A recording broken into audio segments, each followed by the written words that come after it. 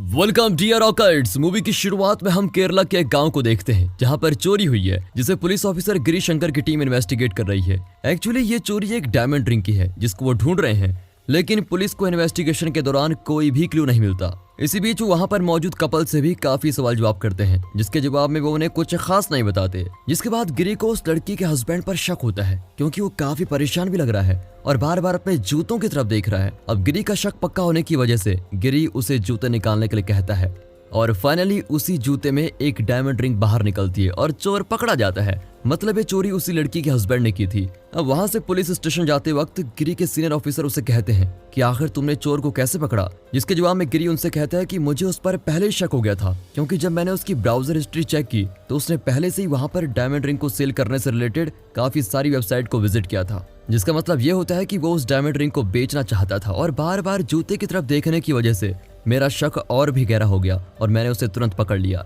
ये सुनकर उसके सीनियर उसकी काफी तारीफ भी करते हैं। अगले दिन हम बस में सफर करने वाली एक लड़की को देखते हैं जिसका नाम है लक्ष्मी। इस वक्त गिरी भी वहाँ पर मौजूद होता है। एक्चुअली गिरी और लक्ष्मी दोनों क्लासमेट थे और गिरी की माँ बहुत जल्द इन दोनों की शादी कराने वाली है। फिर उसके बाद गिरी एक होटल में नाश्ता करने के लिए आता है, जहाँ उसकी मुलाकात सुरेश और शाजी से होती है, जो पॉलिटिकल पार्टी के एक मेंबर होते हैं। अब गिरी उनसे कहता है कि तुमने उस दिन कबड्डी मैच के दौरान जो गलती की थी उसके लिए मैं तुमको वार्निंग देने आया हूँ। जिसके जवाब में सुरेश बड़े ही अकड़ में कहता है कि ये तेरा पुलिस स्टेशन नहीं है जो मैं तेरी बात मान लूंगा। और यही नहीं, वहाँ पर बैठा एक स्टूडेंट गिरी को कहने लगता है कि ये दोनों पॉलिटिकल पार्टी के मेंबर हैं और तुम एक मामूली पुलिस ऑफिसर। हो सकता है कि कल उठकर तुम इन्हें सलाम करो। अब अपनी इस बेइज्जती को सहन करते हुए गिरी वहाँ से मुस्कुराकर निकल जाता है। अब इसके अगले दिन पुलिस एक सुसाइड केस के स्पॉट पर पहुंचती है, जहां एक आदमी ने पेड़ पर फांसी लगाकर आत्महत्या कर ली है। अब गिरी का सीनियर सोमशेखर उसे कहता है तुम्हें इस केस को बहुत अच्छे से हैंडल करना होगा, क्योंकि जल्द ही मैं रिटायर लेने वाला हूं और मैं नहीं चाहता कि इस केस की वजह से मेरे रिटायरमेंट पर कोई सवाल खड़ा हो। ये सुनकर गिरी उन्हें बिंदास रहने के लिए कहता है और कहता है कि आप बिल्कुल नॉर्मल रहिए, इस केस को मैं इजीली हैंडल कर लूंगा। और अब इस तरफ सोमशेखरन की रिटायरमेंट की तैयारियां चालू हो गई है, जिसमें गिरी थोड़े फूल और माला लेकर आता है। तभी उसकी नजर एक लड़के पर पड़ती है और उसे याद आता है कि ये तो वही लड़का है जिसने होटल में मेरा मजाक उड़ाया था। अब इसी बीच गिरी का कांस्टेबल दोस्त उसे बताता है कि इस लड़के के बाइक में कुछ ड्रग्स बरामद हुए हैं और उसका कहना है कि उसकी बाइक उसके किसी दोस्त की है और कह रहा है कि ड्रग्स के बारे में मुझे कुछ भी नहीं पता। अब गिरी वहां जाकर उन बाप बेटे से पूछताछ करता है, जिसके जवाब में वो दोनों गिरी से रिक्वेस्ट करते हैं कि हमें इस केस से बाहर निकाल दे। जिसके बाद गिरी उन्हें ऊपर ही ऊपर झूठ बोलते हुए कहता है कि मैं सीनियर से बात कर लूंगा और तुम्हें इस केस से बचा लूंगा। अब यहाँ स्टेशन पर वापस आने के बाद वो अपने कांस्टेबल दोस्त से उल्टा उस लड़के पर FIR कराने के लिए बोलता है, बल्कि उसे फोर्स करता है। लेकिन जब इस बात का पता उसके सीनियर ऑफिसर सोमशेखर को लगता है तो वो उसको डांटने लगता है और कहता है कि प्लीज इन जैसी बातों को सीरियसली लेना छोड़ दो। आखिर में कब तक तुम्हें गाइड करता रहूंगा और अब आगे सब कुछ तुम्हें ही संभालना है, क्योंकि आज मेरा रिटायरमेंट का दिन है। कल से कोई और ऑफिसर यहाँ पर आ जाएगा और तुम्हें उसी के साथ ड्यूटी करनी होगी, इसलिए खुद को शांत रखो और खुद में बदलाव लाने की कोशिश करो। अब फाइनली सोमशेखर के रिटायरमेंट के बाद एक नया ऑफिसर हलीलाल देव वहाँ पर आता है, जो बाकी ऑफिसर्स के साथ घुल मिल जाता है, बट गिरी को थोड़ा नजरअंदाज करता है। ये देखकर तो गिरी को भी काफी अजीब लगता है। इसी के साथ उस गांव में एक दिन कबड्डी का मैच होता है, जिस मैच के दौरान दो गुटों में खूब नोक-झोंक होती है। तभी गिरी मौके का फायदा उठाकर सुरेश के साथ झगड़ा कर देता है, क्योंकि उसको सुरेश से बदला जो लेना है और सुरेश वही इंसान है जिसने उसकी होटल में बेइज्जती की थी। अब झगड़े को कंट्रोल करने के लिए हरिलाल वहां पर आता है और वो उन दोनों को रोकने लगता है, जिस बीच वो गिरी को कीचड़ में ही धकेल देता है और वहां पर मौजूद सारे लोग उस पर हंसने लगते हैं और साथ ही साथ उसका एक वीडियो भी बना लेते हैं, जो गांव में काफी ज्यादा वायरल हो जाता है। अब ये देखकर गिरी को काफी शर्मिंदगी महसूस होती है। अगले दिन जब गिरी होटल में खाना खाने के लिए जाता है तो वहां पर उसकी मुलाकात उस गांव के साहूकार थम्पी से होती है, जो बातों ही बातों में उसकी बेइज्जती करने लगता है और ये भी गिरी को बिल्कुल पसंद नहीं आता। और यही नहीं, गिरी जब लौटकर पुलिस स्टेशन आता है तो वहाँ पर हरिलाल उसे कल कबड्डी के मैच के दौरान जो हादसा हुआ था उसके लिए भी डांटने लगता है। बेचारा गिरी जहाँ जाता लोग उसकी बेइज्जती किया करते हैं और इस वजह से वो सारे लोगों पर काफी गुस्सा भी हो चुका है, लेकिन वो कैसे भी करके अब अपने गुस्से पर कंट्रोल कर लेता है। अब इन सारे लोगों से तंग आकर गिरी फाइनली अपने रिटायरमेंट ऑफिसर सोमशेखर के पास आता है और उसे कहता है कि आजकल सारे लोग मुझे बहुत बेइज्जत करने लगे हैं और मुझे उससे बहुत ज्यादा गुस्सा भी आ गया है। जी तो करता है कि मैं उन सबसे बदला जरूर लूं। ये सुनकर सोमशेखर उसको थोड़ा कूल रहने का सुझाव देता है और इन सारी बातों को भूल जाने के लिए कहता है, लेकिन इन सारी बातों का गिरी पर कुछ फर्क नहीं पड़ने वाला और वो दिन ब दिन बहुत परेशान होता जाता है, जिस वजह से वो फाइनली एक बार में दारू पीने के लिए रुकता है।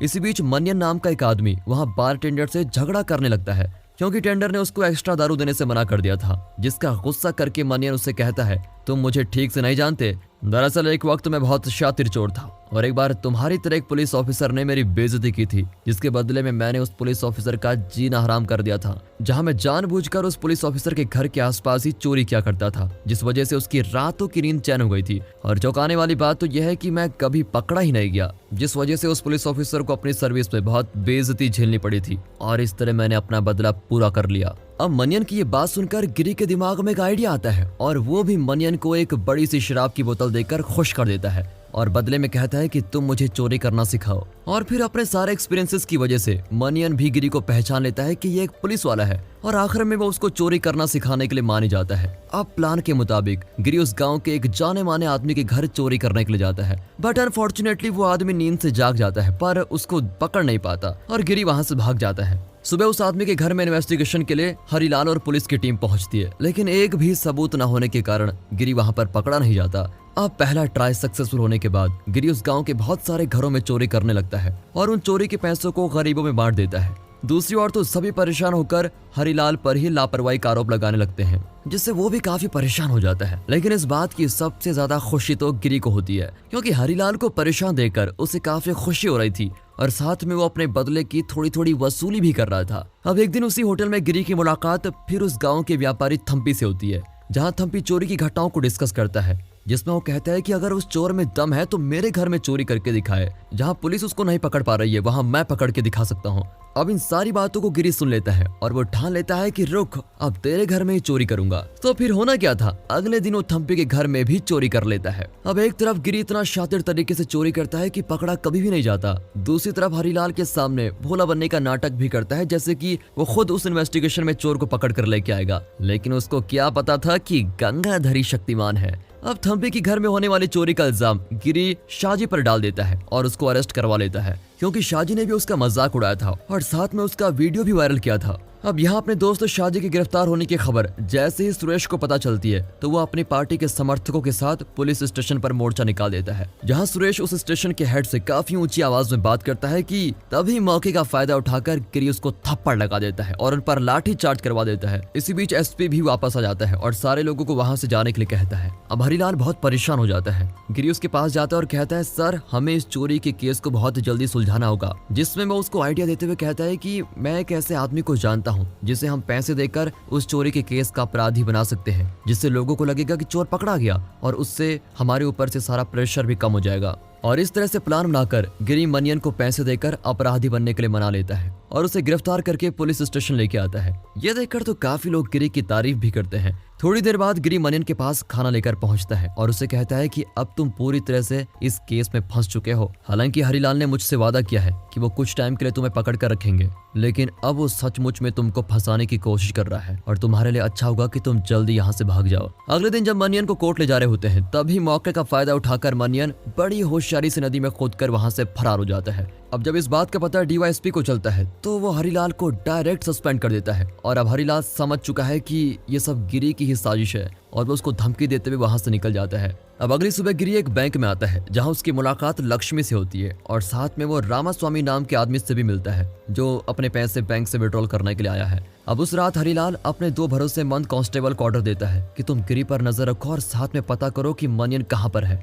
अगर हमने मनियन को पकड़ लिया तो समझो गिरी भी पकड़ा जाएगा। अब हम उसी रात गिरी को देखते हैं जो बेचैन हो चुका है, क्योंकि चोरी करना अब उसकी आदत बन गई है और साथ ही साथ उसने रामास्वामी को पैसे निकालते हुए भी देख लिया, जिस वजह से उसका लालच और भी बढ़ जाता है और अब अपने इस लालच को पूरा करने के लिए वो रामास्वामी के घर चोरी करने के लिए निकल ही जाता है। बट रामास्वामी उसको देख लेता है, जिस वजह से वो डर के मारे वहां से भाग जाता है। अब वो अपना सामान वगैरह पैक करके उस गांव को छोड़कर ही चला जाता है। कुछ देर बाद उसे पता चलता है कि उसकी माँ गांव में अकेली है और फिर उसको उसकी चिंता भी सताने लग जाती है। अब घबराते घबराते जब गिरी गाँव पहुंचता है तब उसे पता चलता है कि रामास्वामी ने फांसी लगाकर आत्महत्या कर ली है। ये देखकर तो गिरी काफी हैरान हो जाता है कि आखिर ये सब कैसे हो गया।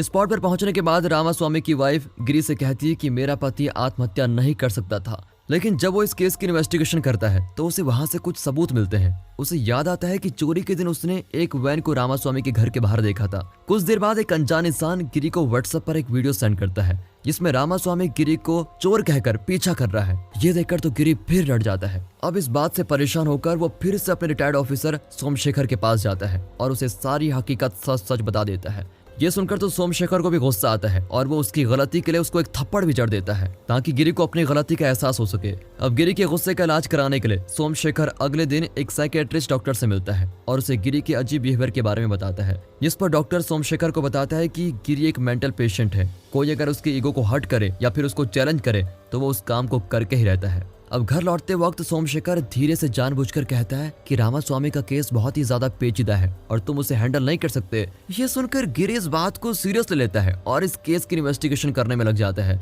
जिसमें उसको एक सबूत मिलता है। फिर वो सोमशेखर को बताता है कि मैंने रामास्वामी की शर्ट पर कुछ अलग सी स्मेल महसूस की थी और साथ में किलर का और रामास्वामी का काफी अच्छा रिलेशन भी है, इसलिए उसने रामास्वामी को पेड़ पर लटकाकर फांसी दे दी। अब वो व्हाट्सएप पर भेजी गई उस वीडियो का आईपी एड्रेस ट्रैक करता है और फिर गिरी लोकेशन पर पहुंच जाता है, जहां जाने के बाद उसको पता चलता है कि वो इंसान अपने कर्जे से परेशान होकर कई साल पहले सुसाइड करके मर चुका है। अब गिरी उस गांव के पुलिस स्टेशन जाकर एक कांस्टेबल से चुपके से उस आदमी की पोस्टमार्टम डिटेल हासिल कर लेता है, लेकिन इसी बीच उसको शक भी होता है कि कोई आदमी उस पर नजर रख रहा है और ये कोई और नहीं बल्कि मनियन ही है जो उसका पीछा कर रहा है। और मनियन को भी ऐसा लग रहा होता है कि गिरी उसे ही पकड़ने के लिए आया है। अब अगली सुबह हम इंस्पेक्टर हरिलाल को देखते हैं जो गिरी को उसकी इन्वेस्टिगेशन में परेशान कर रहा होता है। अब इकट्ठा हुए सबूतों को गिरी सोमशेखर को दिखाता है और कहता है कि किलर उन लोगों को ही टारगेट कर रहा है जो पहले से ही कर्ज में डूबे हुए हों और इसी का फायदा उठाकर उसने ये सारे मर्डर्स किए हैं, जिससे लोगों को लगे कि कर्जे की वजह से इन लोगों ने आत्महत्या की होगी।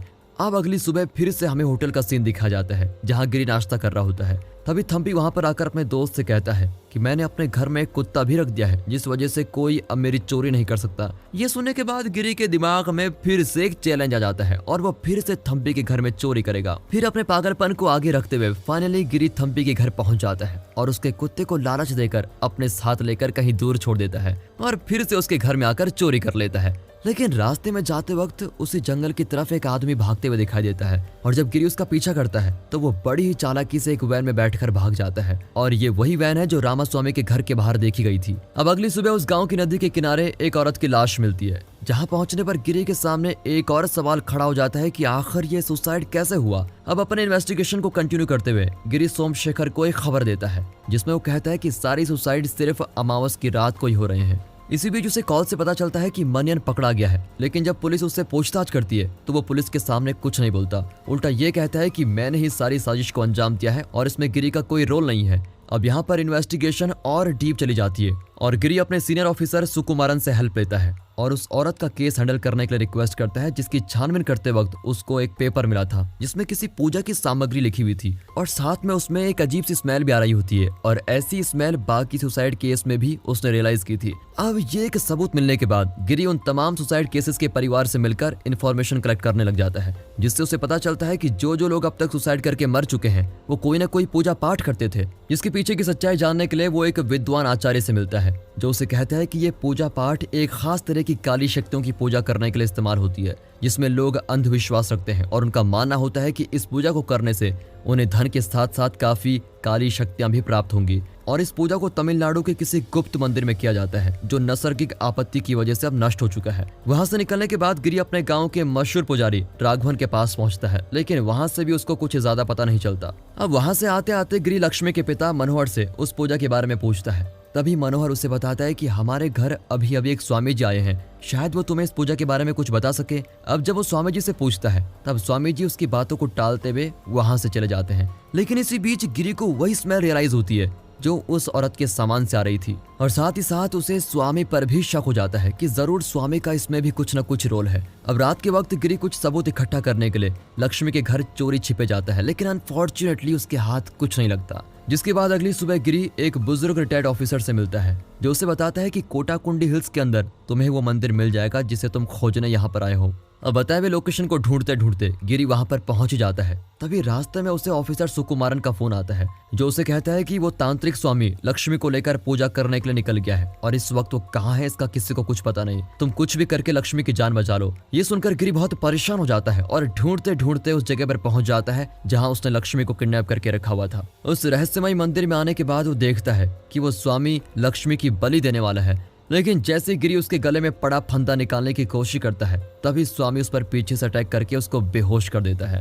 बाद में होश आने के बाद वो अपने आप को फांसी के फंदे पर बंधा हुआ पाता है। इसी बीच आता है इस कहानी का सबसे बड़ा ट्विस्ट, जब स्वामी उसे कहता है कि मैंने और लक्ष्मी ने मिलकर तुम्हें फंसाया है और साथ में उसको ये भी बताता है कि अब तक हुए सारे सुसाइड मर्डर्स को हम दोनों ने ही मिलकर अंजाम दिया। इसी बीच वो गिरी से कहता है कि लक्ष्मी औरत नहीं बल्कि एक किन्नर है जिसके अंदर आदमी और औरत दोनों की शक्तियां हैं और उसी शक्ति का फायदा उठाकर मैं ये पूजा करके अमर बन जाऊंगा। अब इस वक्त गिरी को वो तमाम इंसिडेंट याद आते हैं जो उसे कंफ्यूजन में डाल रहे थे।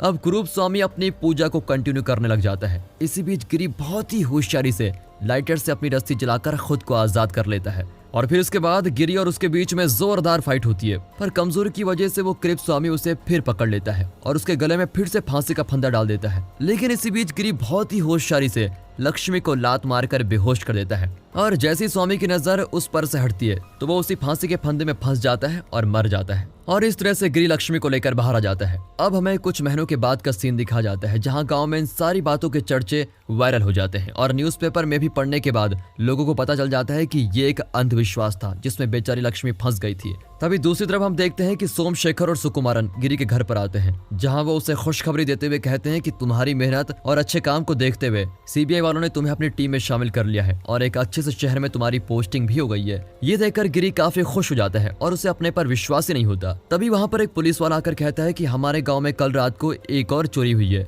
ये सुनकर सोमशेखर और सुकुमारन हैरान हो जाते हैं और उनका शक फिर से गिरी की तरफ डाइवर्ट हो जाता है और इसी के साथ दोस्तों इस मूवी की एंडिंग होती है। दोस्तों स्टोरी अच्छी लगी हो, मूवी अच्छी लगी हो, एक्सप्लेनेशन अच्छा लगा हो, वीडियो को लाइक कीजिए और चैनल को सब्सक्राइब कर दे। बाकी मिलते हैं अगली वीडियो में, तब तक के लिए गुड बाय, अपना ख्याल रखिए and finally thanks for watching.